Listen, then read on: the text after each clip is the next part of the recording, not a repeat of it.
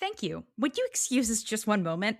I grabbed Astyanax by the arm and dragged him out into the corridor, kicking the door shut as we passed. I slammed him up against the wall, watched with satisfaction as his eyes widened in a mixture of surprise, pain, and fear. I waited until I was quite sure his entire attention was focused on me, and then said in a pleasant conversational voice, "Where I come from, you would be burned at the stake for doing something like that." He wanted to justify himself, to explain, to excuse. I saw it in his face, just as I saw his resolve crumbling away when he met my eyes. When the silence had held long enough that I knew he was not going to speak, I said, "Fortunately for you, it isn't heresy here. And fortunately for you, we're leaving tomorrow, because if you ever came near him again, I wouldn't bother with the stake." His face worked, crumpled. "It was for you. You think that makes a difference?" I released my hold on him, stepped back. "Go on. Clear out." He stared at me for a moment, vanity and rage and wounded, throbbing, screaming self-love contorting his face. Then he said, feigning disdain, "I hope for your sake he's as good in bed as I am." I let myself smile, sharp, wicked. "Darling, that wouldn't be hard." Get you a guy who steps up like that and is also your brother. Yeah. Anyway, yeah, Felix is normal in this one, and we don't. Is that better? Question mark. Tune in, folks. What could be, oh, what could be? Power of the union and the socialist dream. Everything I can need, oh, I need, oh, I need, oh, I need, oh, what could be? Oh, what could be? Oh, what could be? Oh, what could be? Oh, Welcome back, y'all, to Workers Lit, your favorite podcast about the battle for the narrative. It is girls' night tonight. It's just me and Aisha. Girls' night. Jacob's off wandering a labyrinth somewhere. Not sure if he knows the difference between the center of the labyrinth or its heart, so he's going to be there for a while. Yeah, we hope the Bastion doesn't get him, so he gets turbo tortured. Yeah. Oh God, they burn people at the stake in the Mirador. What do they do at the Bastion? Stuff that's so bad you don't even remember it. Like that nobody will talk about it. Until the next book, anyway. Yeah. I don't know. I've never read the next book, but Yeah. maybe we should. Yeah. Anyway, we're reading book 2 in the Doctrine of Labyrinths series. You will remember from our episode Melusine from last year. Actually, I went back to re-listen to the Melusine episode, and I realized that it was from before I had even joined the pod officially. It was one of my many guest appearances. Yours and also Lee Mandelo's, Yeah. you shall recall. Yeah, and we wanted to have Lee back on for this one, but today is Lee's birthday, so he's off doing birthday things, and so he's with us in spirit, just like Jacob. Mm-hmm. Just like Jacob, just like the other spirits that you encounter on the grasslands in the first book. They haven't moved on because nobody's built a maze for them. Right. The cosmology, the theology of these books is fascinating to me, and I'm glad that they don't really explain it. Yeah, I think that, like, I do like that they sort of go into the way that magic works is just kind of entirely on metaphor. Like, magic, the things that the wizards do. I think Thamorist, the guy in the Clodinikos, Who's constantly dying. Clodinikos or whatever it's called, explains is that, like, all of the magic practice that they do is just a way to interface with the spirit world. And it's all just like based around metaphor and symbology, which I think is really cool. Like, I feel like that if magic was real, that was how it would work. Yeah, some people see it as like music. There's like an overlapping like fugue that the Virtu represents to Felix, for example. Some people presumably look at it as like poetry. Some people are right, like Kabbalines only will like put magic through like objects. Like, it has to, like, working magic on a person is heretical. Yeah. Well, we're immediately going into a thaumaturgical practice. Yeah, Thaumaturgy architecture. or architectural thaumaturgy. Those are two different things. I was like in the group chat, I was like, you might think that magic is humanities, but magic is STEM. Felix is a STEM guy. Anyway, so if you haven't listened to our Melusine episode, I suggest you go back and listen to that because this is book 2 and it is quite well, you should go read the books first, TBH. But if you're not going to do that, listen to the Melusine episode and the same trigger warnings apply. We don't usually give trigger warnings, but this book does like heavily feature like talks about like sexual assault of a minor, incest. Like it's a pretty heavy book. And I think it deals with those topics very well. But if it's not something you want to hear about, or if your grandma is in the room and she's not into incest, maybe, you know, give this one a pass. But if she is, you know. Yeah. Yeah. Your grandma might be cool as hell. Like, yeah, Thamurus, Astyanax. Like, there's a lot of Greek adjacent sounding names. Like, where we can like recap a little bit. I think where we left off, they basically went to like not Greece, right? The gardens of Troya, I think it's called. Yeah, Troya, because that's where they can fix Felix's brain. Felix spent most of the first book in this magically induced brain broken like madness state. And he'd also been raped, so he was like PTSD ridden. Yeah, there's a lot of overlapping traumas here. It's him and, come to find out, his half-brother, Mildmay the Fox. He was a thief. Well, still is a thief. They were both kept thieves from a very, very young age, exploited both for their thievery, their skills at that, also sexually, as it happens. Yeah, Felix was a child prostitute, and Mildmay was groomed by his keeper, i.e. like his like the leader of his gang. And the difference is that Felix was raised to nobility essentially by, unfortunately, a different rapist. One Malkar. And remember Malkar? Yeah, I don't know. He rizzed him up. That really set me. I was bad, and I looked at my phone while I was driving, and you had sent me that, and that was really bad. I shouldn't have done that. Malkar almost killed me. Oh my god. We'll get there. He's that bad, folks. Yeah. That's where we start. We're convalescing at the gardens in Gardens of Nephele, yeah. Nephele, yeah. The Gardens of Nephele in Troya. And Mildmay is, God, I love Mildmay's arc in this. He goes from like, he starts at his lowest point, I would say, bounces like high and then low and then high and then low. It's just a series of him solving problems and then getting into worse problems because of the situations that Felix put him in the first place. Right. And also I think some of his own, like we'll talk about the obligation to but like that is not Felix's idea. No. And it's wild the trajectory that it takes for that to be suggested in the first place. Because what this book starts with is with Mildmay being used as basically a human conduit in a different magical ritual. Thamurus, there's like just some nice guy there who has consumption. And I think in the last episode, Jacob called him an old guy, and I understand why he thought that, but Thamurus is like in his early 20s. He's just dying of tuberculosis. That's just what it does to you. Yeah.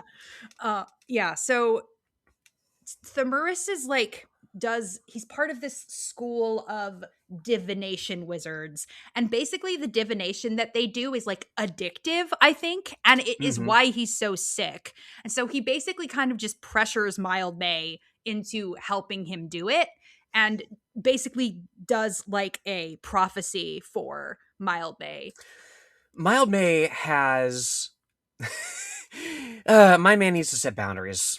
Oh, right. Yeah. No, like Mildmay's thing is like anything. If he likes you, he will just do anything you say. Yeah. And like we see it later too. Like we even like when he has sex, he is extremely like there's a sex scene with him at the end, and it is very like he's like, what can I do for you? He is a service top, no, for sure. For sure, yeah.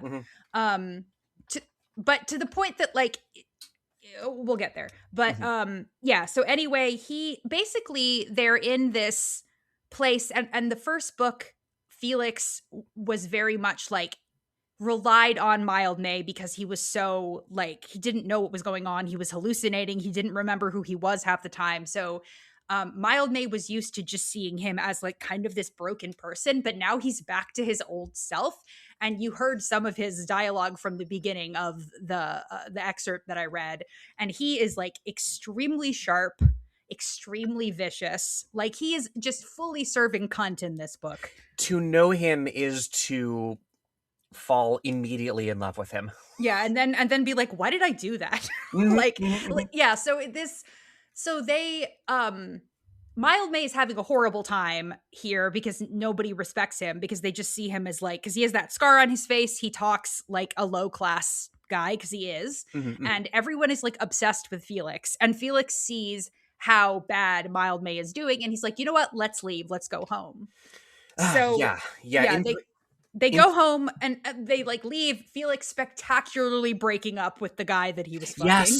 Yes, like, because we will recall, like, the very first time that we meet Felix in Melusine Book 1, which is Melusine, he's breaking up with a dude, and he's like, the truth is, darling, you bore me. And this time he uses it for good, right? Yeah, right, because that guy did something nasty to Mildmay. Oh, yeah.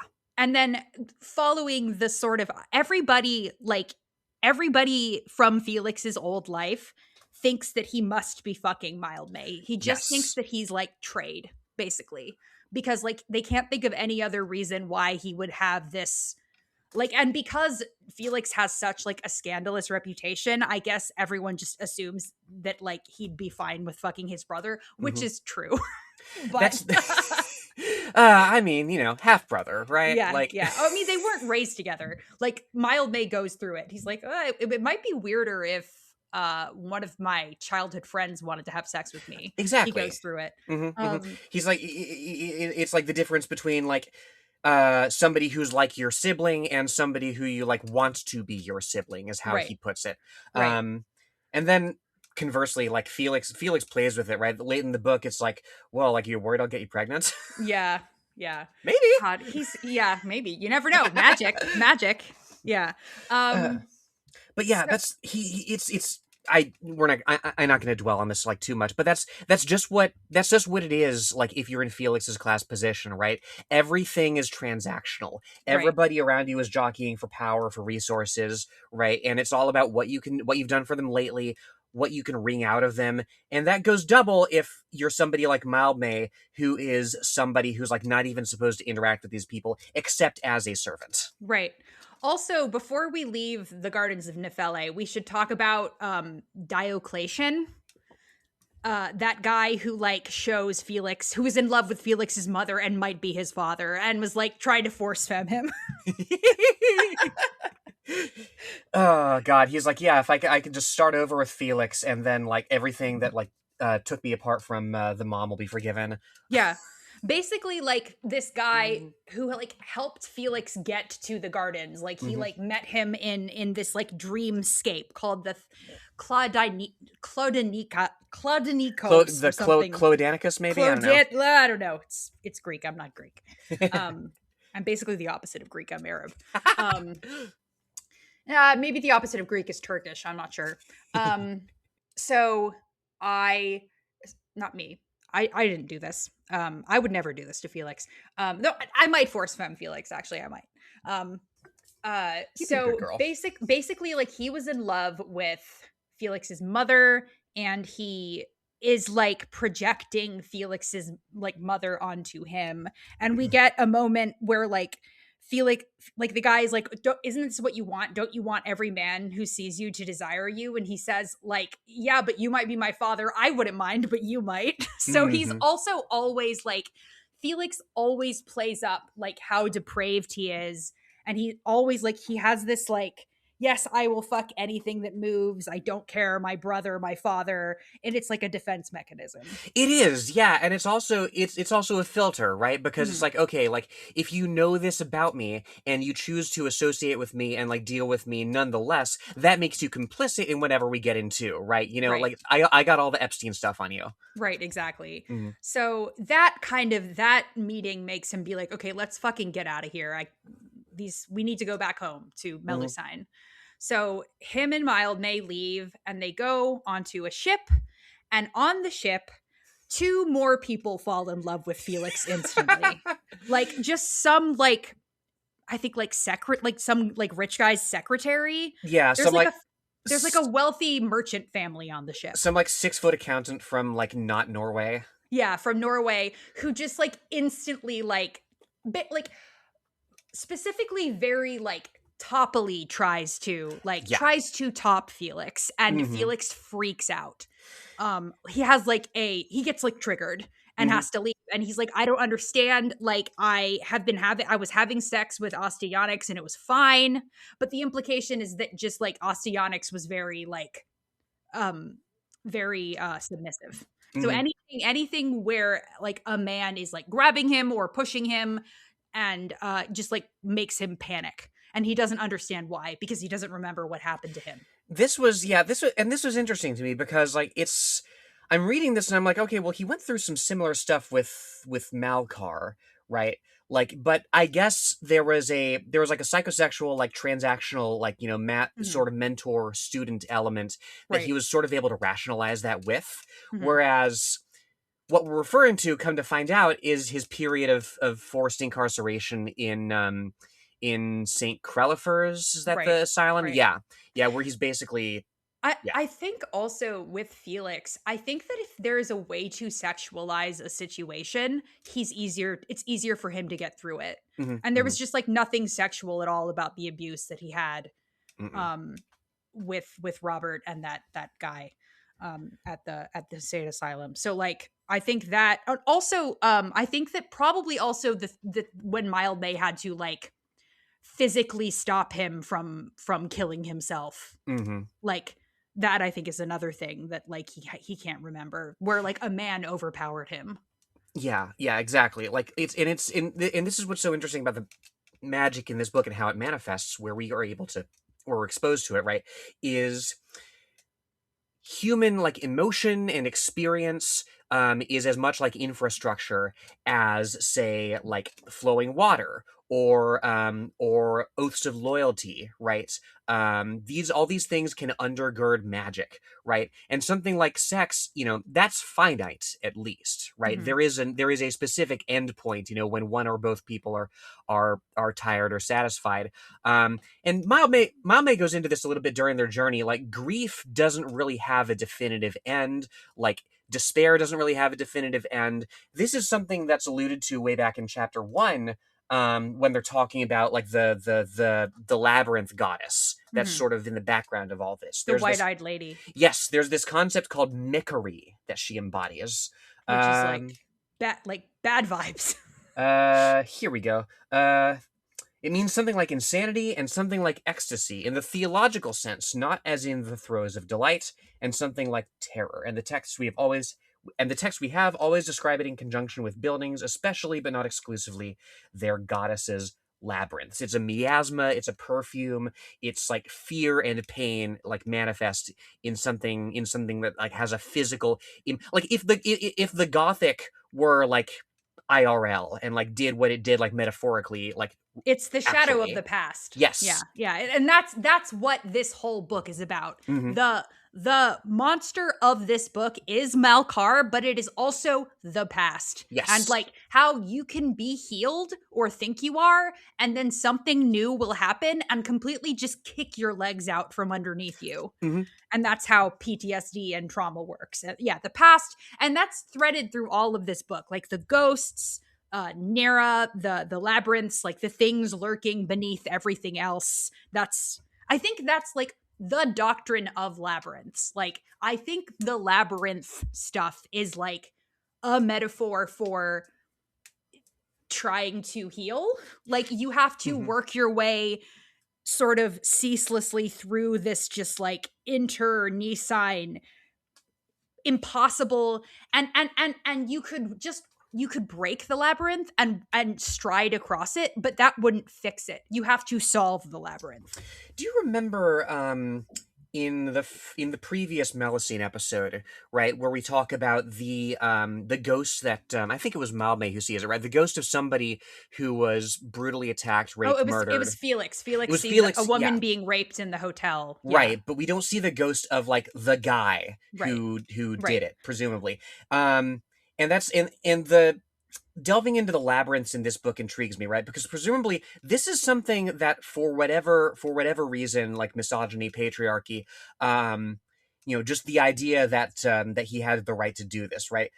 We don't see the guy's ghost. Presumably he was able to move on in some form or fashion. But also, like, I think he didn't die there like she did. But I mean, just like the fact that, yeah, you see the people experiencing the pain, because the people who experience the pain linger, but victims linger, but victimizers typically just get to go about their business. Yes. Yeah. Like, we know about the Epstein victims. We don't know about all the men who, because like what they redacted the names of the men, but kept the women's names in there. Precisely. Because you can always see victims. And they're not necessarily given an infrastructure to navigate and process. They don't have a labyrinth. They need somebody to build the labyrinth for them. God, Sarah, I see what you did there. Yeah, anyway, so yes, on this ship, he meets this guy, and then he switches rooms and randomly meets this young guy who Mildmay describes as looking like he was born sucking on a lemon, which is, Mildmay has such a turn of phrase. But it turns out this guy is actually this woman. She's like this young girl who is like the scion of some house. This is like so not important to the book. She's the protagonist of a different fantasy novel. Book, right? Yeah. They keep meeting protagonists to different fantasy novels. Mehitabel too. But so just this girl, Phaeton or Phaedra or something like that, they meet, or her real name's Arachne. Yeah, Phaeton is like the alias. Yeah, Arachne is who she really is. Right. So she's like the last remaining heir of like a dynasty that like the other part of the dynasty is trying to kill her so they can take over. And she's like, Felix, please help me. And he's like, oh, Jesus Christ. So, because she also like insta falls in love with him. And I think it's really interesting how that continues to happen, in that, like, okay, on one hand, I do think that this is just how Felix navigates the world, is he finds the person closest to him and seduces them, sort of, even without meaning to, in order to make sure that he has them on his side. I also think, though, he's just like, he's very charming, he's polite, he has impeccable manners, and he thinks of it as manipulation. But everybody else, besides, I mean, even Mildmay to a certain extent, thinks that he's just a very nice guy. But because he is tricking people, he feels like he looks down on these people that he tricks, which is like a very common like defense mechanism when you have like disordered, like, especially like hypersexuality.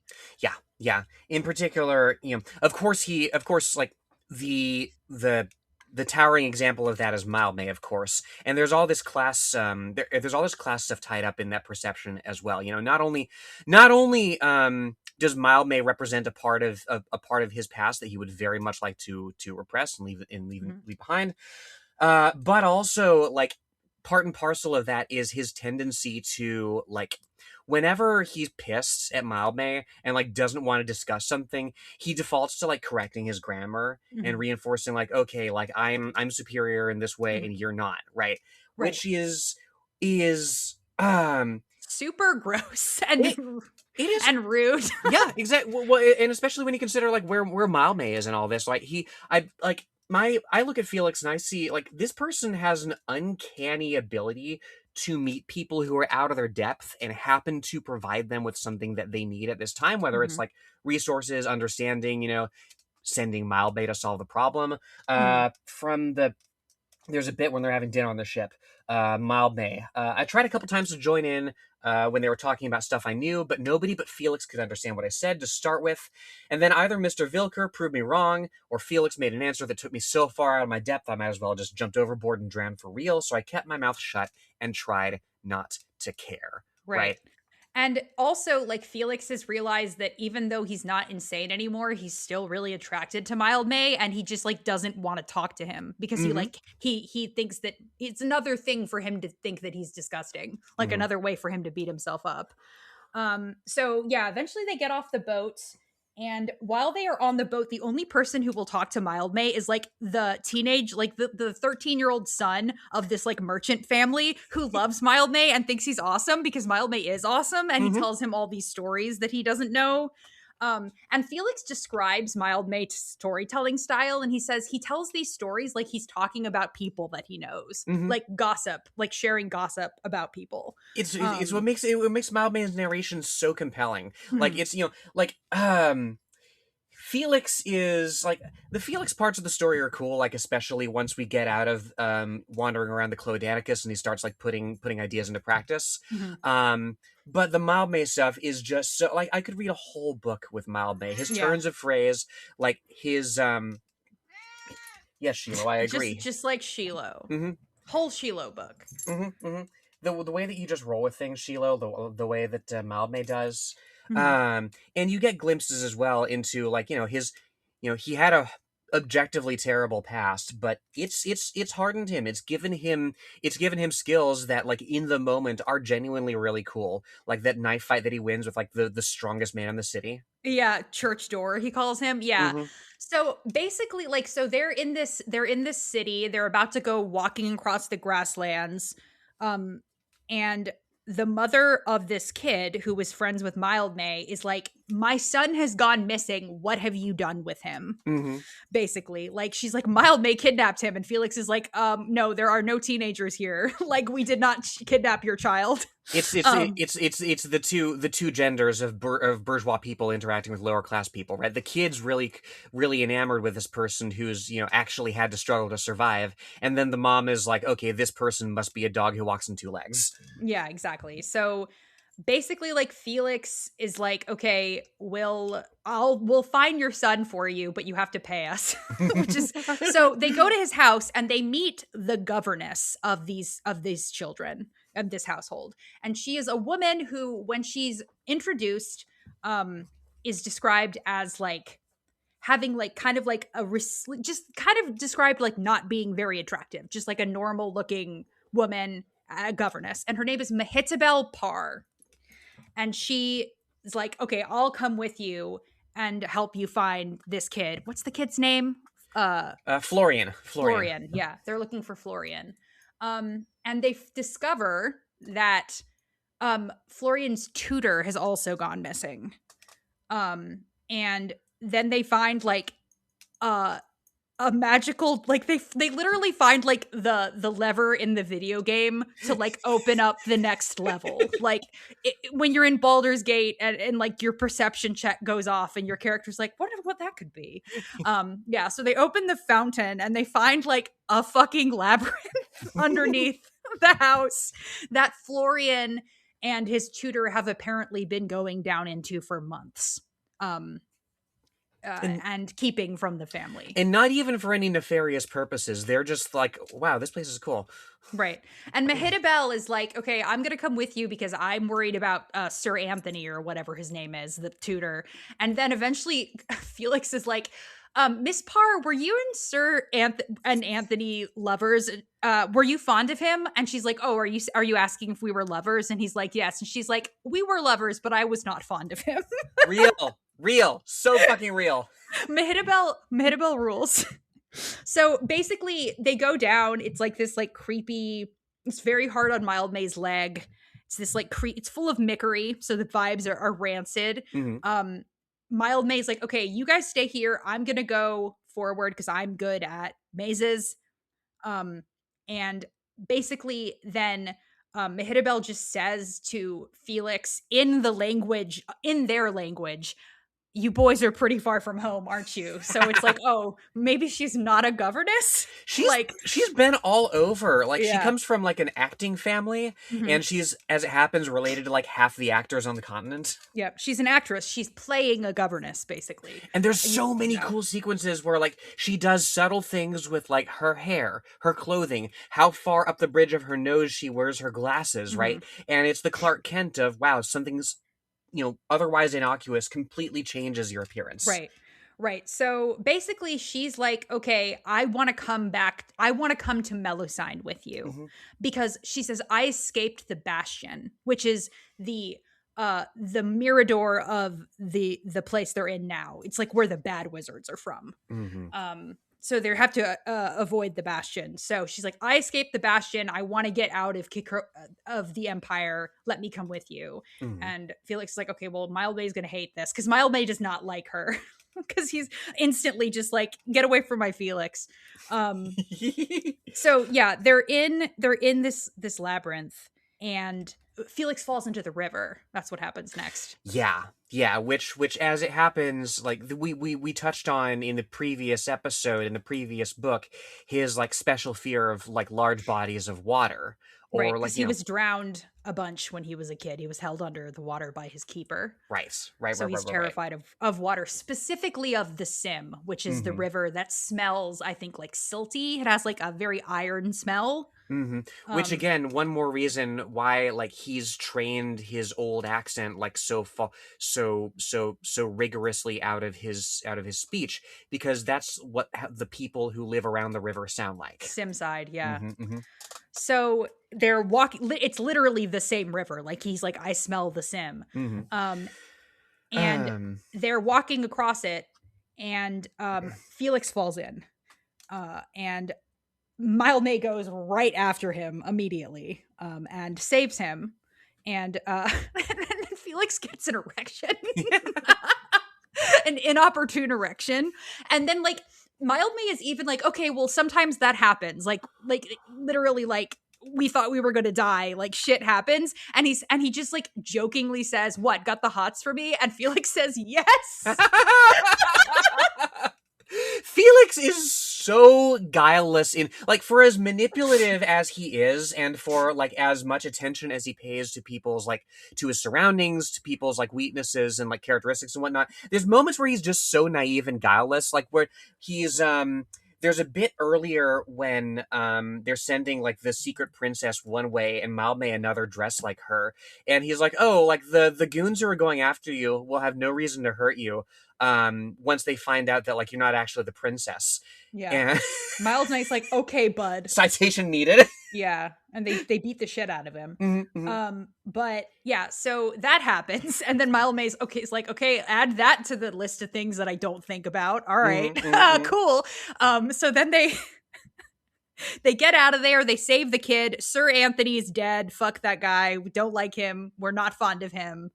And they start on their way with Mehitabel with them, who happens to, be from like a wandering acting troupe and knows all of the actors. And that comes in handy later. Because I guess the next thing they do is they save Gideon. Yeah, Gideon's back from book one. He's been gone for a while because turns out in the Southern Duchies are basically just like incredibly retrograde places. Like they don't like gay people, they don't like wizards, they don't like most foreigners, right? And Gideon's been captured, and like this thing that they do at this festival that they have is they kick it off by burning a hocus, a wizard. Yeah, a wizard. Yeah, that's cool. And they cut their tongues out. So, and also Mavorshan and Bernard, these other two guys that I think we barely mentioned in the last episode because there's just so many guys.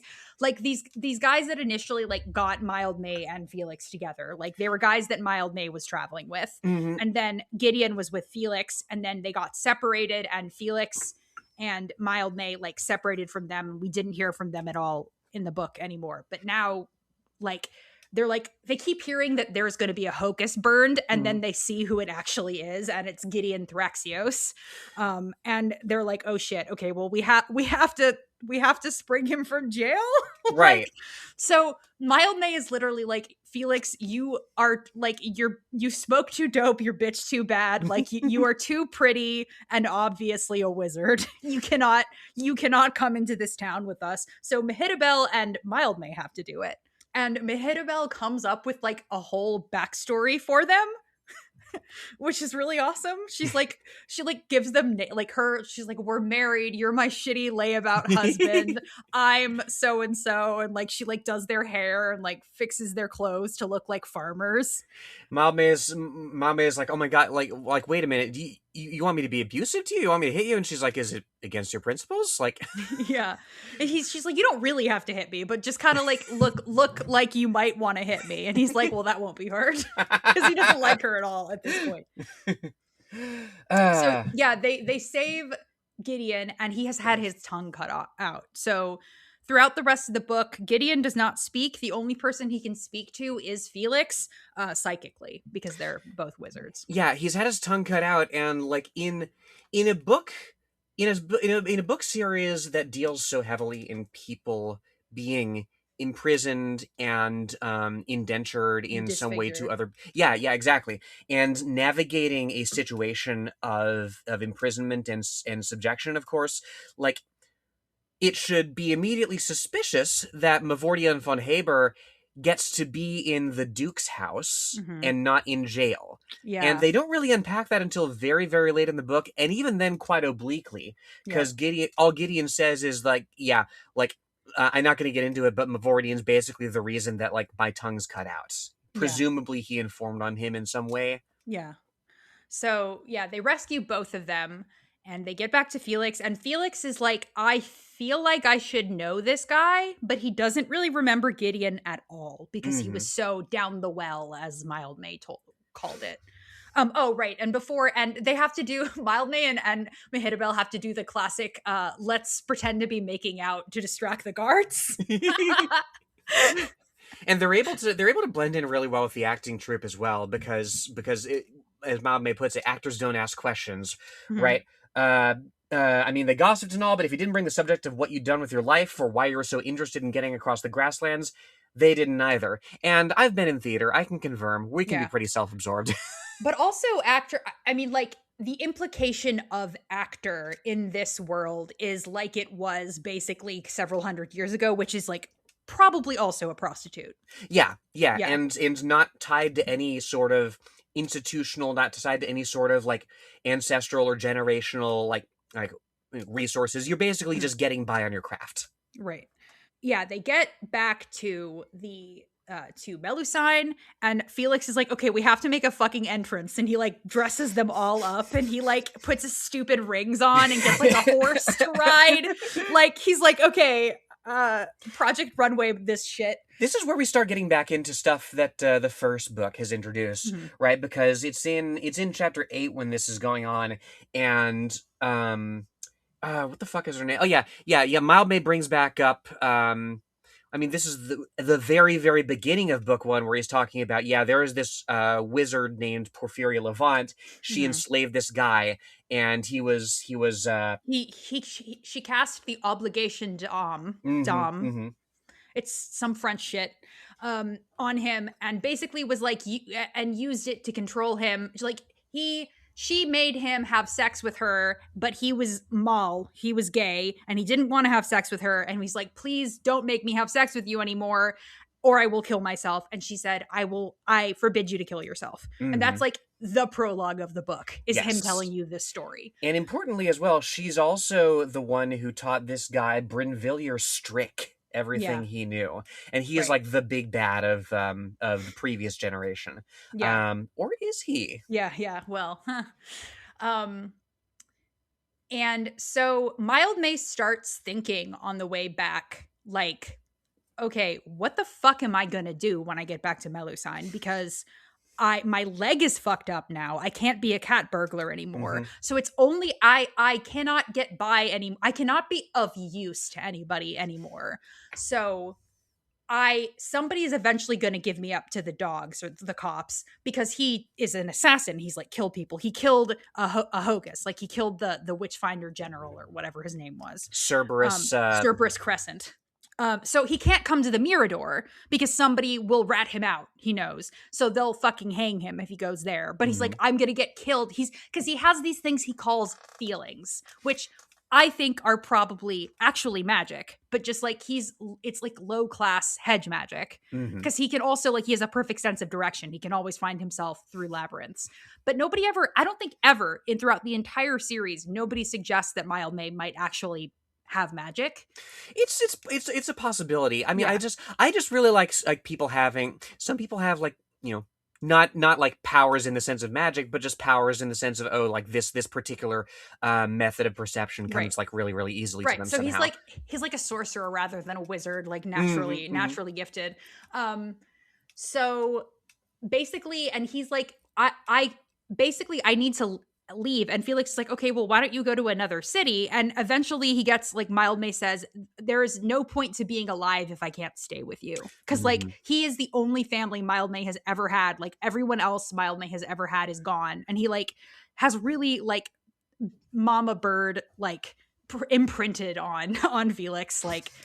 He's very ride or die from day one. So he's like, I need you to cast the obligation d'âme on me, because with that, he will literally be even more than a slave. He will be he will legally not even be a distinct person from Felix. Right. So nobody can hurt him if he has this cast on him. And this is really interesting because this is something that we hear about that he fears a lot. This is a thing we hear the very beginning. This is a scary thing. Then also his brother, his terrifying Hocus brother, who wants to fuck him, which freaks him out. But then he maneuvers himself mentally into this place where he's like, I need to completely give up my autonomy to this guy who has a bunch of stuff on me already and doesn't really have many morals and very much wants to fuck me. And he's like, yeah, take complete control of me. Yeah, it beats going back to what he had, right? The constant precarity of it all. He reminds me, this came out in 2006, I believe. Not long before, I think around this. I think that might have been the same year as Before They're Hanged. Did you ever read The First Law by Joe Abercrombie? No, but I know of it. Yeah, yeah. There's a character that's similar to Mildmay in terms of here's somebody else who has this disability. Inquisitor Glockta, he was tortured for 2 years in the prisons of an enemy nation, and he comes back and he's like, well, the only thing left to me, I used to be a war hero, but now I can't fight. So I'm going to be a torturer, right? Right. And it's this is Mildmay with institutional power, right? Somebody who finds a niche and clings to it against all trouble, right? Right. And who actually is also really, really handy with Blade, as we find out in book 3. Yes. Couldn't help but think of him as well.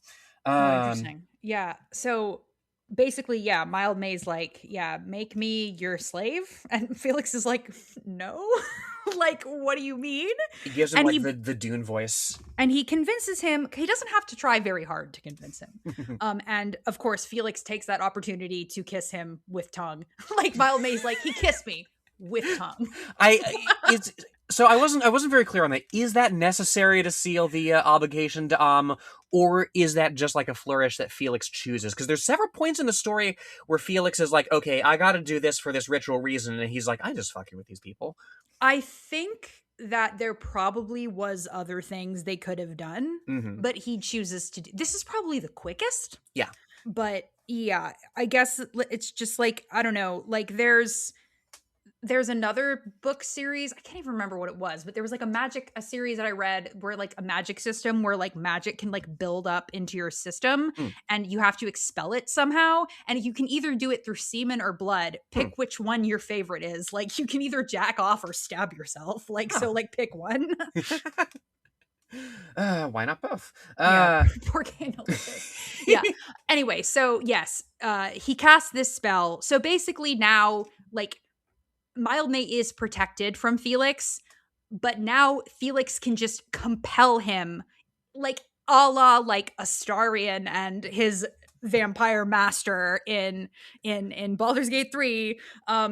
Though Felix is the Astarion of the book, which is funny. Him and Astarion are like basically the same guy. Yeah, scars on his back, like he was plucked from obscurity and to be like a sex slave. Yeah, like kind of pretends to be a top, but he's really a bottom. Classic. You just find yourself in that position sometimes. Yeah. Sometimes you gotta be a top in the streets, a bottom in the sheets. It's the only way to live. So yeah, they go back into the city, and basically like Felix like flies back in and is like, hey, I'm gonna fix the fucking Virtu, so you can burn me for heresy, but I'm the only one who can fix it. Fuck you. Virtu, which is canonically now like a magical orb in this book, and that's he's gonna ponder the orb.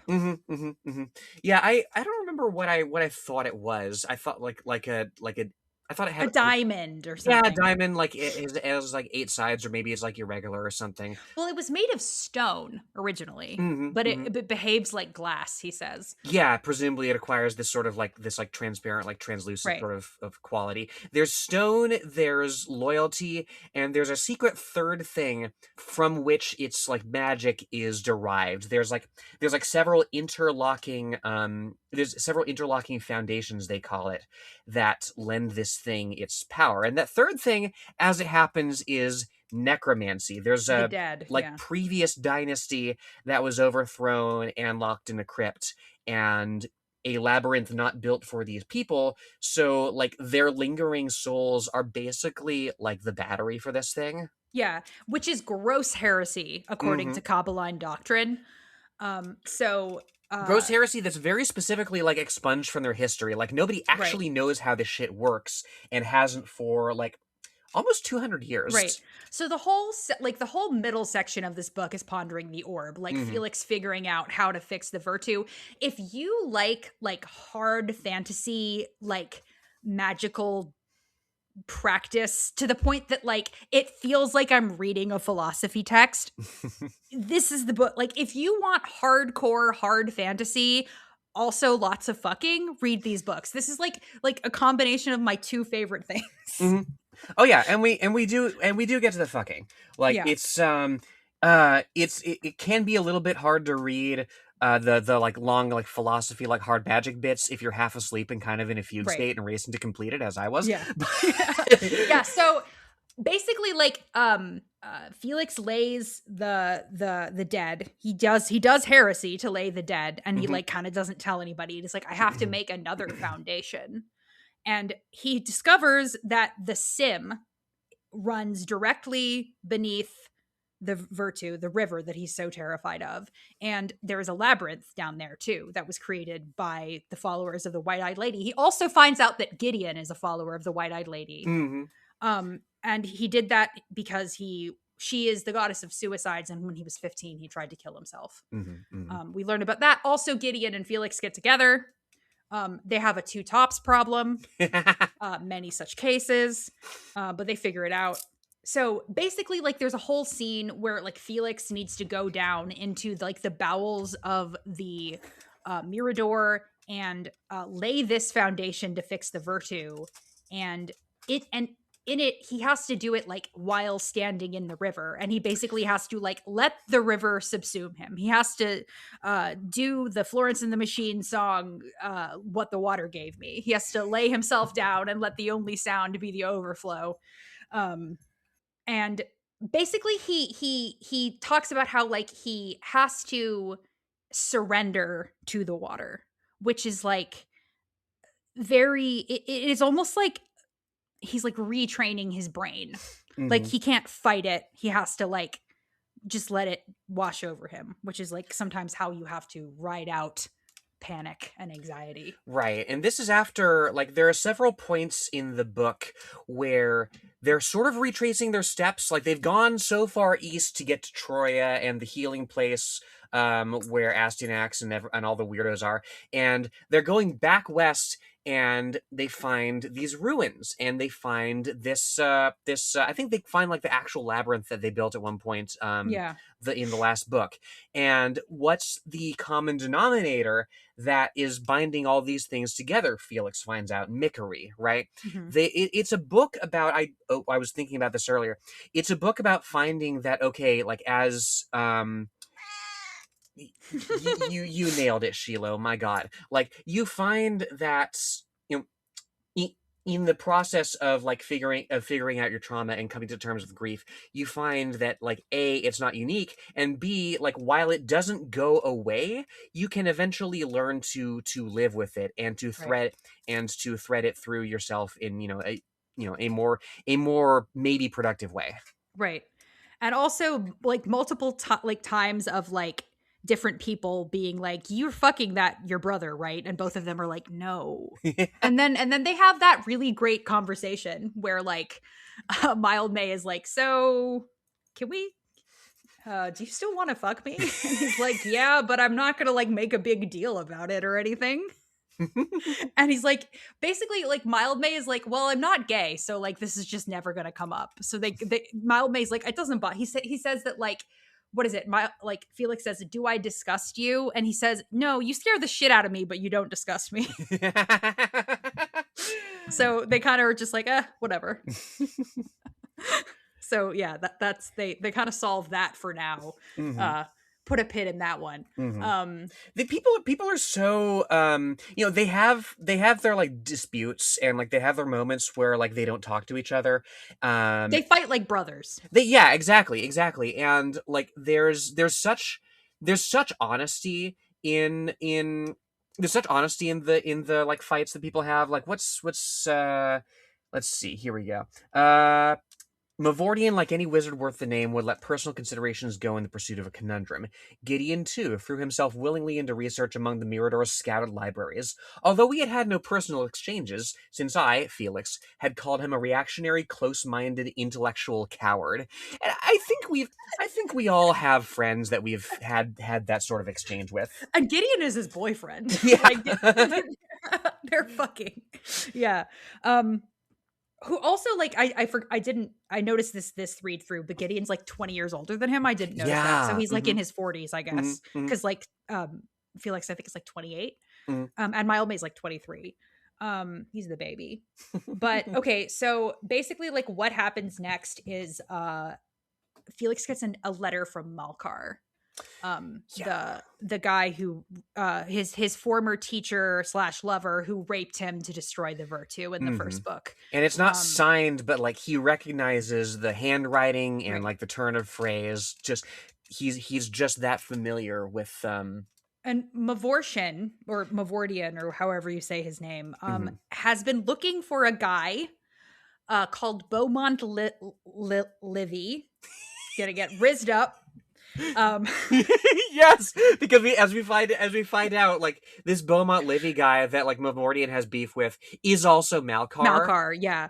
Mavordian is literally like the whole reason he got involved with Felix and Mild May is that he like did like he talked to he used his fantasy tarot cards called the Sibylline.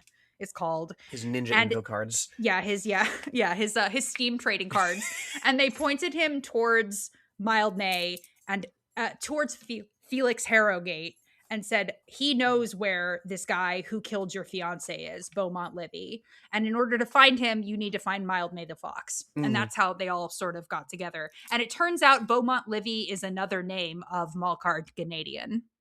And Felix and basically like Malkar is like, if you don't come back to me, my darling, I will tell everyone that you committed heresy. Like, I'll tell them that you did the necromancy thing. So, like, Felix, like, crashes out. Like, he, like, has, like I said, like, you can think that you're okay, and then something can happen, and you completely just, all of the work that you've done on yourself can just get completely wiped out. Oh, And yeah. if you don't have, like, a strong support system, or somebody who can be there and be like, shut the fuck up, you're fine, sit down, then things can go very bad. Like, you can ruin your life, and you can ruin the lives of people around you, which he then says, okay, so Malkar is working with Queen Blood, the woman from the first book. Yeah, remember her?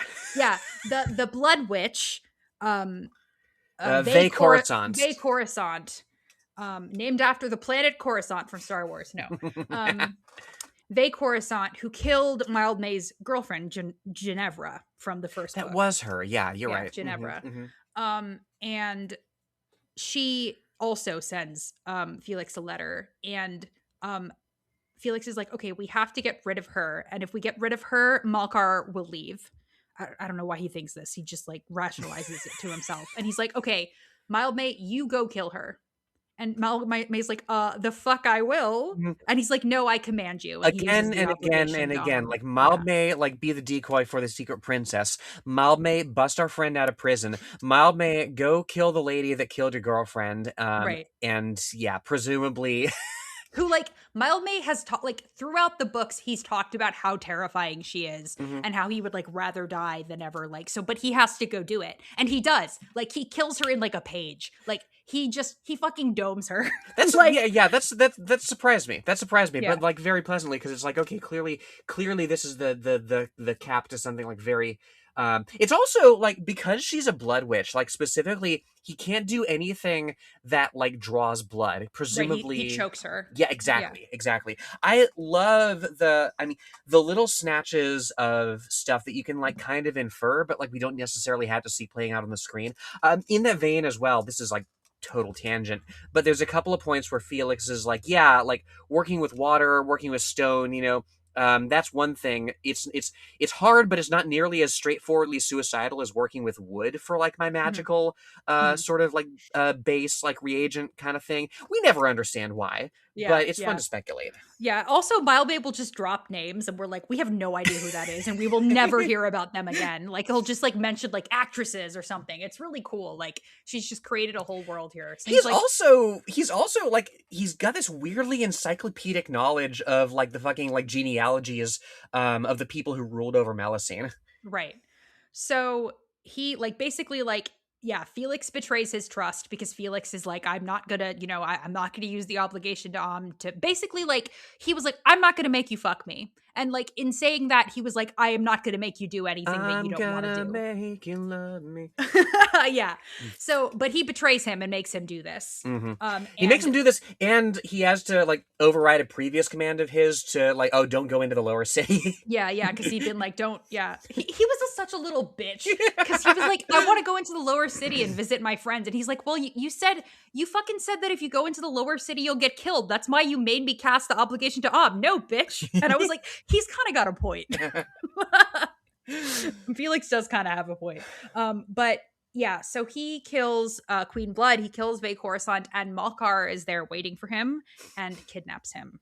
And is not defeated magically by them killing the mini boss. The boss comes and he takes Mildmay out of the city, and he's gone. And Felix is like, oh my god, he's dead. And Mehitabel is very mad. She's like, you fucking bitch. And it's funny because her and Felix were very tight when they met. Like, they would hang out every night and drink at, like, the taverns they were staying at, and Mildmay would, like, just grump in the corner. But after, like, their adventure, like, rescuing Gideon, Mehitabel and Mildmay are, like, way closer. That, like, Mehitabel is like, oh, I get the vibe here, and I am 100% on Mildmay's side. Like, she is like, no, I like him better than you, Felix. You fake. She said, I have spent the past 3 years doing everything in my power to get out of Kekropia, and now you want me to walk back in? I want to save my brother, I said. And when Mehitabel began cursing in a bastard argot of Cecropian and Midlander, I knew that she would help. Right. So they go do a rescue. The pacing at the end of this book, the pacing Breakneck. of the last 20%, it's incredible. It never feels too fast. It is a masterclass. They get through I thought the third book was going to be rescuing Mildmay. Me too. But me it too. happens in the last 30 pages of the book. Mm-hmm. They go to the Bastion. They do a whole infiltration. And we get to see that Mildmay is he discovers he's in the Bastion because he has a dream. Felix has a dream of Mildmay and hears a clock ticking. Mm-hmm. Something called a Titan clock, and there's only one left in existence, and it is in the Bastion. What does that do? We don't know. We will know in book 4. Oh shit, okay. Book 4, Titan clocks are heavily come into Carambus, the 4th book. Oh, I love a good because clock. there are Titan clocks in Carambus still. Hell yeah, we're getting clocky with it. Yeah. So he clocks Mildmay, and he discovers, and we discover that Mildmay is screaming something to him in the dream. It sounds a little like that, yeah. Yeah, screaming just like Shiloh, screaming scritch.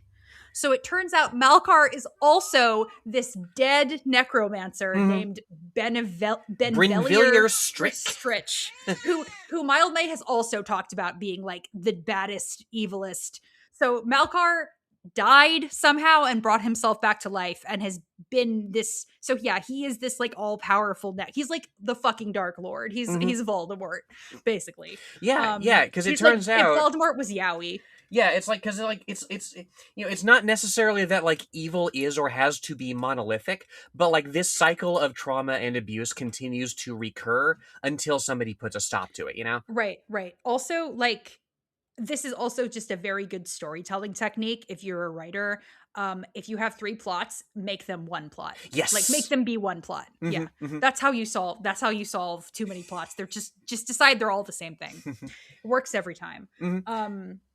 So they go and Mildmay has been put in a cell with these 2 other wizards who are 2 other Cabeline wizards who are gonna figure in the next book. Ronaldo and Simon, I think. They're not important here, but they're just captured with Mildmay. Simon works alone, except when he works with Ronaldo, which is all the time. Right. Yeah. I think they're fucking. I think they're a couple. Why did I go around? They're funny. They're a big guy and a little guy. Classic couple. And Felix goes to save Mildmay and finds Mavortian is no, I'm gonna go after Malkar. I have to kill him for my fiance or whatever. And Malkar instantly kills him, just with the fucking Jedi mind tricks or whatever. Yeah, this is the bit where it's revealed that he has some part to play in Gideon having been what tongue cut out permanently. That's a weird fucking turn of phrase. But that's what intrigues me. It's they all have interlocking beef with him, and sometimes you just have to set aside this very real contradiction and betrayal with this guy in the name of this larger fight, right? Right. You don't get to sign and seal and solve every previous beef you have. Right. So Felix goes after Malkar, and Malkar is he's I know you so well, you can't fight me, you're not strong, so Felix is magically stronger than Malkar, but Malkar is you can't fight me because he's got him so under his thumb, and he's just his nightmare come to life, back to life, his tormentor for years. But Felix is he didn't actually let me pull that up. Mm-hmm. Once it was clear I was not going to speak, Malkar said, "It really is amazing how much you and your brother look alike. I had thought my memory was playing tricks on me. It was a mistake." He never made mistakes, and I didn't know what had prompted this one, what cue he had misread. It occurred to me, in a moment of sickening shame, that if he'd made Mildmay describe the way I behaved towards him, the picture he would have gotten would have been a justified belief that I cared no more for Mildmay than a bare Bader did for his dogs. But Malkar's words did to me what I had been unable to do to myself, jarred me out of the rut of fear and memory his voice had trapped me in. I saw Mildmay as he had been in my dream, beaten and scared, but still fighting, using Malkar's own games against me. My hands came up, and they were full of fire. Malkar swatted my lightning aside. You aren't thinking. You know you can't win. You could never defeat me before. This isn't before, I said. So, like, he now has something that he can hold on to he uses the power of friendship he has the power of God and anime on his side. Yeah. And he basically, like, he does something that Malkar doesn't expect, which is he yields. Like, he surrenders and pulls Malkar down into his mind palace. Yeah. Because, like, that's the thing. Like, that one, quite apart from the hubris of Malkar, where because the dream that he has leading him here is not a dream, it's something that Malkar sends him. Like, that's just shit that Malkar does, a true sending or something, right? And Mildmay, like, tells him Strick, right, through that, right? So the hubris that allowed Mildmay to blow the lid on this whole thing, apart from that, right, the other, like, fatal flaw that Malkar has is a fatal flaw of the Wizards of the Cabal, which is they don't put any stock in, like, divination, in dreams, like, in any sort of, like, introspection, right? Mhm. And right. And it's basically, imagine if you could force your abuser to live through the process of, like, processing everything that has been done to you, right? Imagine if you could force them to have your point of view. Yes, exactly. Like see this, because, like, abusers always turn, like, they Darvo you, like, they turn everything around on you. And Malkar is like, he hits him with the, you're such an ungrateful boy, but if you're very, very good to me, I'll take you back, that kind of thing. But Felix is like, oh, okay, yes, Malkar, and then he goes and kisses him, and then he's like, burns him from the inside out. So fucking and just cool. Reduces him to ashes and rubies from his rings. And then just picks the rubies up and is like, let's fucking go. So yeah, he gets him. And I'm sure that will have I'm sure that he's fine now. Oh, yeah. There's not 2 more books. Yeah, there's little exciting crumbs scattered throughout the last few chapters. Mm-hmm.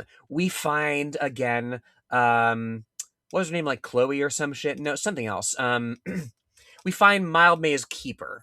And Colchis. Colchis, yeah. Colchis. She rocks. She's I mean, she's a pedophile, but she's cunty. Yeah, problematic faves, like, yeah. And she's like, okay, like, I'll help you. I'll help you, like, get out of the city and, like, go here. You just got to get this, like, totally innocuous book from the archives of the Mirador, this book that used to be in the possession of, like, Vey Coruscant, like, Blood Witch Lady, is this totally normal copy of a totally normal book. Don't worry about it. Yeah. Don't worry about it, kitten. There's that. There's also she also is like, are you fucking him? And he's like, no. Leave me alone. How do you know these tunnels so well? I asked her as we turned aside, a strange parody of a funeral cortege. Is this how you left the Bastion? She hesitated just a split second too long, and I knew she lied when she said yes. And there's like 19 pages left in the book. There's like, I want to know more. It's so good. Book 3, there is a third POV character, and it is Mehitabel. Let's go. We get 3 POVs. I need more of her. Yeah. Yeah, she rules. We get to see her whole deal. And yes, it is, she did lie. Mm-hmm. But yeah, also, Mildmay and Mehitabel hook up because Mildmay is just like, she's like, I feel like you're vanishing into yourself. And she's like, let's have sex. He's like, what? Why? She's like, I don't know. I just feel like it. Let's do it. So they do. And he's like, he's like a service top. Mm-hmm. And he's very like, she literally has to be like, come on. Like, you can fuck me. You're not going to break me. It's okay. And it's so, like, I really liked that because, like, I don't know, possible TMI Aisha corner. Like, I have been with a guy who was, like, so worried about respecting me that he, like, couldn't stay hard. Like, and it was a very frustrating. Oh, yeah. Like, no, I'm good, bro. Oh, yeah. No, like, similarly, right? When I spent so much of my life just like default like top, right? And like part of, figuring myself out has been like, explaining to people, okay, like you can you can do this and like it won't break me, right? You There figure. Mhm. there is a ton of that in Columbus, like the fourth book. There's a lot of like you think that you are sexually one way, but it turns out that you're not. Mhm. And a lot of like like sometimes sexual proclivities and kinks do come from trauma, Yeah. but that's also okay. Like it doesn't mean that they're bad. Mhm. Like because things affect you from your life. There's a really good bit that we have here from Mahitable. Yeah, here we go. Dealing with the past is never that simple. I don't think anything's ever really done. Part of me is still 15 and scared and shamed and furious, crawling out of a second-story window in the middle of the night because I know by the next day my uncle will have worked himself up to rape. Part of me is still sitting in the bastion and ripping a sheet to pieces instead of mending it because I hate where I am and I hate what I do and I hate myself, but I'm trapped. And part of me will always be the Gothi's governess, sleeping with man I don't love because it's the best option open to me, but that doesn't mean I have to stay within those boundaries, right? Very, very of a piece with an earlier bit that Felix has, right? I can lay down in the. I can't control the river sim, right? It's gonna drive me nuts, but I can lay down with it and let it pass over me. Very like litany against fear, right? Yes. Eventually, you realize, okay, like this thing doesn't have to control me. It hurt me, but but I can weave it into myself like any other without its without it determining the trajectory of my life. Right. And yeah, the last moment of the book is Felix and Mild May sort of like standing on the roof of the Mirador, which is called the Crown of Nails, which is cool. Fucking cool. Yeah. And Felix is like, "Do you think you'll ever be able to forgive me?" And Mild May says, "I don't know." And then they just kind of, what does Felix says, Pax, and he's like, he describes it as like that's like street cant. It's like sim how they talk in sim side, and then Mild May says Pax. I was waiting for so long for Felix for Felix to say like ain't or something, right? Yeah. And Yeah. it's so good. Yeah. So That's the book, y'all. Yeah. Book 3 is like more of just like like Felix sort of spiraling with those rubies, because those rubies, you can kill the guy who, you can burn the guy who abused you alive, but it doesn't mean he's gone. You can take the rubies out of the guy, but you can't take the guy out of the rubies. Oh my god, you have no idea how right you are. Anyway, so these books, I actually just started following Sarah Monette / Catherine Addison on Blue Sky. Shout out to her. I don't know if she'll hear this, but yeah, we love your work. Obsessed with these books. Go read them. They're so good. Like they're very intense. Like they're tough reads, but they're so beautiful, and that they really like just, I think, handle this very thorny subject matter so gracefully. And they're very sexy in the ways when you want them to be, but they're not like the stuff that you wouldn't want to be tittillating is not tittillating, if that makes a sense. Right, exactly. And the where it is titillating, where it's not, it's very it's highly purposeful. There's a bit that I really, really like in the first like third or so of the book, where Mild May goes to a brothel and he's just trying to like lose himself and forget. And it's like, yeah, this was a perfectly like serviceable time. This, I want good things for this person that I'm renting, essentially. And it hasn't helped one fucking bit. Yeah. He's like I said in the first episode multiple times, this book is so normal about things. Like, it's very normal about sex work. That's another thing in the fourth book. Like, the fourth book, they make friends with like a sex worker, is one of the main characters of the fourth book. Oh, cool. But and Felix has to like sort of unpack his whorephobia. Like, he's like very like, which is all self-hatred. Oh, 100%. But yeah, these books are terrific. Go buy them. Also, shout out to, like I mentioned earlier, Lee Mandello, who we would have loved to have on the episode, and we will hopefully have him if we cover when we cover the third book, maybe next year, because it's been about a year since we covered Melusine. Coming up almost exactly a year, I think, which is weird. because it came out, I think Melusine episode came out in May. Yeah, you're right. Yeah. But go buy, it's Lee's birthday today, the day that we're recording. So go buy Lee's books because they're terrific if you want fucky queer stuff. Go read those. What did you say about Woods All? Yeah, Woods All Black is like what? Like is good if you're gay and you've been to Kentucky? No, I said I said Summer Sons is good if you're gay and college made you sad, and Woods All Black is good if you're gay and you want to fuck a werewolf. Who among us? Who? Yeah. So get Lee's books. Also, we have a Patreon. We are going to be putting up our poll for people to vote on the book that we're going to cover in 3 weeks, I think. So go to that if you want to make us read something. Give us more fucky fantasy novels or whatever. The Magna Carta. We've also got a stream of us with our human faces if you've ever want to look at us. I very rarely am on camera, so if you want to look at my human face, you can find it only on Patreon. I bet we can figure out like because we sort of joked about you doing like an your honor mode Baldur's Gate stream. I bet we could figure that out now that I'm a little more aware of the streaming infrastructure. Oh my god, you guys, I have to restart my honor mode run because of another fucking glitch. I've had 3 honor mode runs destroyed because of a glitch. Rip. I'm going to go to Larian and I'm going to punch Sven Vilke in the face. Fuck you and your glitchy game that I played 600 hours of. Okay. Yeah. So get on the Patreon. We'd love to have you. We'd love to have you vote for what to read next. It's been real, y'all. Have a good night, day, week? Whenever you're listening to this. What are we reading next? It's we're doing Wallace Shawn. Is that right? What is it called? The Fever? The Fever.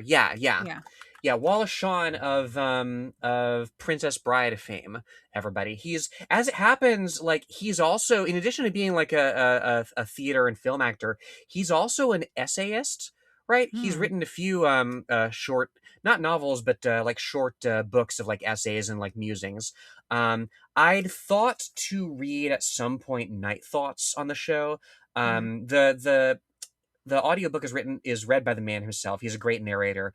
It's basically just like his musings on like how I describe it is it's a good way to introduce socialism to your liberal parents, right? Who've seen Princess Bride. Like he's just like, hey, maybe we should structure society like slightly differently for, mutual benefit, that sort of thing. But yeah, as I understand it, The Fever is a one-man show in much the same vein. So yeah, I'm very excited to read that. I really like him. His work with JVP. He's on the right side of history. Well, yeah. So look forward to that, and I guess going forward, don't enslave your brother to you with magic or anything like that. Unless he asks you to. Unless he asks nicely. All right. Consent is key. All right. Bye, guys. We love you. Bye.